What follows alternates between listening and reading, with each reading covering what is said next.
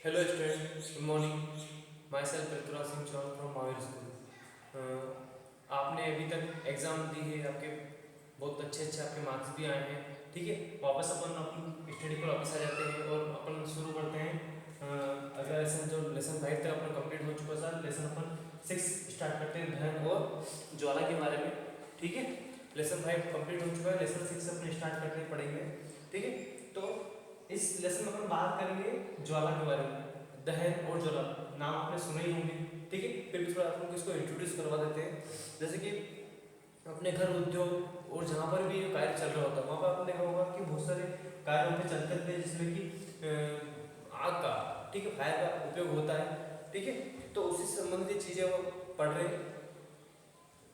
ठीक है, तो बहुत सारे चीज़ें होती है जहाँ पर अपन किसी चीज़ को जलाने के लिए ईंधन का प्रयोग करते हैं, उन्हीं ईंधनों की अपन बात कर रहे हैं। ठीक है, तो ईंधनों में कौन कौन सी चीज़ें, जैसे कि मोटर गाड़ी में चलने वाला ईंधन में कौन कौन सी चीज़ें काम आती है, जैसे कि डीजल है। ठीक है, इसमें आपका दहन में डीजल का उपयोग होता है गाड़ियों में। डीजल के अलावा पेट्रोल, पेट्रोल के अलावा एक सीएनजी जो गैस होती है, कंप्रेस्ड नेचुरल गैस, जो कि आजकल ऑटो में आपकी ऑटो जो होते हैं छोटे, उनमें ये भी इसका उपयोग होता है। तो ये क्या होते हैं, इनके ईंधन होते हैं, जैसे ईंधन होते हैं, और ये ईंधन होते क्या करते हैं, उनको गाड़ी को चलाने का कार्य करते हैं। इसके अलावा आप देख सकते हैं कि ये तो बाहरी चीज़ होती है जिनमें इनका ईंधन का उपयोग होता है। इसके अलावा बहुत सारी चीज़ें इसमें होती हैं जो कि घर में उपयोग होती है, जैसे कि गोबर है, गोबर के जो कंडे बनते हैं। इसके अलावा लकड़ी है, कोयला है, कास्ट कोयला है। ठीक है, पेट्रोल डीजल तो मैंने बता ही दिया, कंप्लीट नेचुरल गैस। तो ये इस प्रकार के ईंधन है जिनको अपन जला के इनमें से ऊष्मा भी इसमें निकलती है और उसमें से एनर्जी निकलती है। इसके अलावा उसमें से प्रकाश भी उसमें कहीं से उत्पन्न होता है। ठीक है, तो इसी से रिलेटेड अपने पार्ट पढ़ रहे हैं। ठीक है, जैसे कि मोमबत्ती जल रही है, तो मोमबत्ती में आपने देखा होगा मोमबत्ती किस प्रकार जलती है। तो यहाँ पर अपने फर्क ये बताना है कि दहन और ज्वाला में फर्क क्या होता है। जैसे कि एक मोमबत्ती जल रही है, तो मोमबत्ती के जलने में और कोयले के जलने में फर्क क्या होता है। जैसे कि आपने देखा होगा कि मोमबत्ती जो जल रही होती है वो एक छोटी सी ज्वाला के साथ जल रही होती है। ठीक है, ज्वाला के साथ मतलब उसमें से इतना धुआं उसमें से उत्पन्न नहीं होता। और उसी प्रकार से अगर अपन किसी कोयले को ले, तो कोयले में देखेंगे, तो कोयले को पकड़ के अगर जलाने का प्रयास करेंगे तो अपन देखेंगे कि उसमें से धुआं निकल रहा है। तो वो क्या होता है, वो उसका दहन होता है। मोमबत्ती जो होती है वो ज्वाला के साथ जल रही होती है, और जो कोयला जो जल रहा है वो दहन के रूप में जल रहा होता है। ठीक है, तो अपन देखेंगे किस प्रकार से ये दहन और ज्वाला के रासायनिक प्रक्रम चीज जलती है। तो दहन और जो ज्वाला होती है ऑक्सीजन के साथ जल के क्या क्या चीजें इसमें निर्मुक्त करती है। अब अपन समझेंगे कि दहन किस प्रकार से होता है।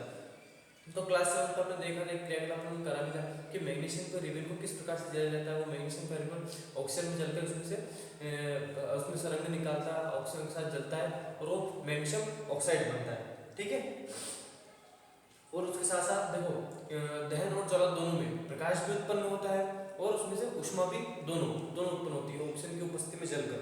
ठीक है, अब इसी प्रकार से अगर अपन कास्ट कोयले को ले, कोयले को किसी सट्टा से अगर अपन पकड़ के जलाने का प्रयास करेंगे तो अपन देखेंगे कि वो भी क्या होगा, ऑक्सीजन की स्थिति में जलेगा। और साथ साथ में क्या होगा, वो अब वो कोयला जो कास्ट कोयला जो जलेगा तो क्या करेगा, ऑक्सीजन के साथ जल के वो कार्बन डाइऑक्साइड बनाएगा और उसके साथ साथ प्रकाश भी उत्पन्न करेगा और उसके साथ साथ वो ऊष्मा भी उत्पन्न करेगा। तो यहाँ पर दोनों स्थिति में, दहन और ज्वाला दोनों स्थिति में ऑक्सीजन की उपस्थिति में प्रकाश भी उत्पन्न होता है और उसमें ऊष्मा भी उत्पन्न होती है। ठीक है, इसमें आप पेज नंबर आप 64 खोल के देखोगे, आपने होगा किस प्रकार से मैग्नीशियम का रिबन यहाँ पर जल रहा है, फोटो में बना रखा है। ठीक है, तो यहाँ पर एक परिभाषा बनती है कि वह रासायनिक प्रक्रम, ऐसा रासायनिक प्रक्रम जिसमें पदार्थ जलकर, पदार्थ ऑक्सीजन सॉरी पदार्थ ऑक्सीजन से अभिक्रिया करता है। किसके साथ, कोई सा भी पदार्थ हो गया, वो पदार्थ जैसे मान लो अपने कोयला ले लिया, कोयला ले लिया, कोयला किसके साथ, ऑक्सीजन के साथ प्रक्रिया करके उससे नया पदार्थ बनता है। जैसे ये कोयला ऑक्सीजन के साथ क्या बनाएगा, कार्बन डाइऑक्साइड बनाएगा। तो कोई से भी पदार्थ ऑक्सीजन के साथ अभिक्रिया करके क्या करेगा, नया पदार्थ बनाता है, ऊष्मा प्रकट करता है और उसमें एनर्जी उत्पन्न करता है। तो क्या चीज क्या कहलाती है, दहन कहलाती है। ठीक है, और इसमें पदार्थ का दहन होता है और जो पदार्थ जो जल रहा होता है वो दाह्य पदार्थ कहलाता है। ठीक है, दाह पदार्थ कहलाता है। और दाह पदार्थ को अपन ईंधन भी बोल सकते हैं, इसी को अपन ईंधन भी बोल सकते हैं कि क्या है अपने पास ईंधन का स्रोत, क्या किस चीज को अपन जला रहे हैं। ठीक है, जो दाह्य पदार्थ होता है वो ठोस भी हो सकता है, वो गैस भी हो सकता है, वो द्रव, तीनों अवस्था में कोई से अवस्था वो पदार्थ हो सकता है। ठीक है, तो जो ये चीज जल भी होती है वो एक लोह के रूप में, छोटे रूप में, ज्वाला के रूप में भी जल सकती है, और एक दहन के रूप में, ईंधन के रूप में भी वो जल सकती है।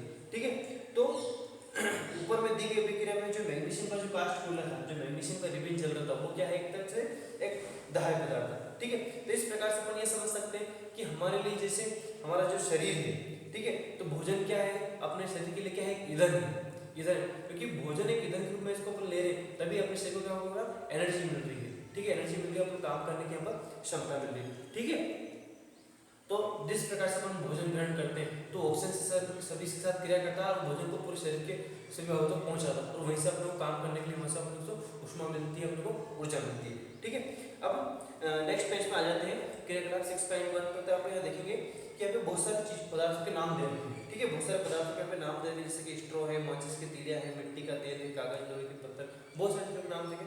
तो यहाँ पर आपको एक करना है कि अपने टीचर की, शिक्षक की ऑब्जर्वेशन में, उनकी देखरेख में आपको ये फिक्स करना है कि उनको हर चीज को, पदार्थ को जला कर देखना है। तो अपने को देखना है कि उसमें कौन सा पदार्थ जलता है, कौन सा पदार्थ उसमें नहीं जलता है। ठीक है, तो जो पदार्थ जल जाएगा वो क्या कहलाएगा, दाह पदार्थ।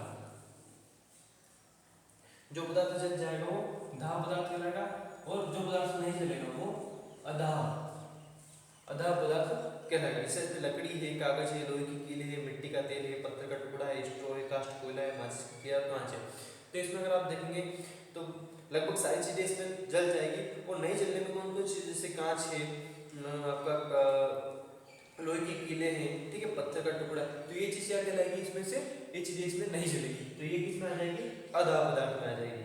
ठीक है, अब आप कुछ पदार्थ के इसमें नाम बता सकते हैं कि कौन सा दाह पदार्थ है और कौन सा अदाह पदार्थ है। तो ये एक तरह से आपका होमवर्क है कि आपको बहुत बारीकी से, बहुत ध्यान से इनको माचिस की तीली से लेकर आप जरा देखना है, इसमें से कौन सी चीज पूरी तरह से जल जाती है वो दाह पदार्थ में आ जाएगी, और कौन सी चीज नहीं जलती वो अदाह पदार्थ में। और लगभग इनमें से हर चीज आपने देखी होगी कौन सी चीज में जलती है, कौन सी नहीं चीज। इसको अगर आप जला के न भी देखें तो भी आप बता सकते हैं कि कौन से पदार्थ दाह पदार्थ है, कौन सा अदाह पदार्थ है। ठीक है, आगे इसी में एक क्रियाकलाप 6.2 है कि किस प्रकार से किसी चीज को जलने के लिए किस प्रकार से ऑक्सीजन की इसमें सहायता चाहिए होती है। ठीक है, तो यहाँ पर आपको एक मोमबत्ती दिख रही है, एक जार दिख रहा है कांच का, और नीचे एक लकड़ी का टुकड़ा दिख रहा है। ठीक है, लकड़ी का टुकड़ा जिसके बेस पर ये मोमबत्ती और ये रखी हुई है। तो यहाँ पर एक क्रियाकलाप है, इसमें बस आप ये समझाना चाहते हैं कि किस प्रकार से किसी पदार्थ के जलने में ऑक्सीजन उसकी सहायता करता है। तो इस प्रकार अगर अपन करके देखें तो आपको पता पड़ेगा किस प्रकार किसी चीज को जलने के लिए ऑक्सीजन की सहायता उसमें जरूर चाहिए होती है। ठीक, ईंधन तो है ही सही मोमबत्ती,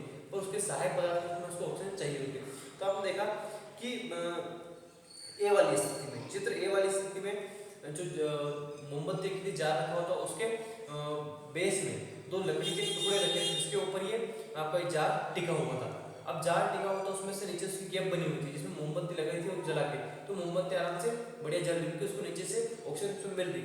सेकंड वाली स्थिति में अगर अपन बी वाली में आएंगे तो अपन देखेंगे कि 2 मिनट के लिए जैसे अपन मोमबत्ती को जला के रखा, नीचे से दोनों टुकड़े हटा दिए और जार को जैसे था तो हल्की थोड़ी देर में कंपन हुआ और मोमबत्ती और धीरे से बुझ जाएगी।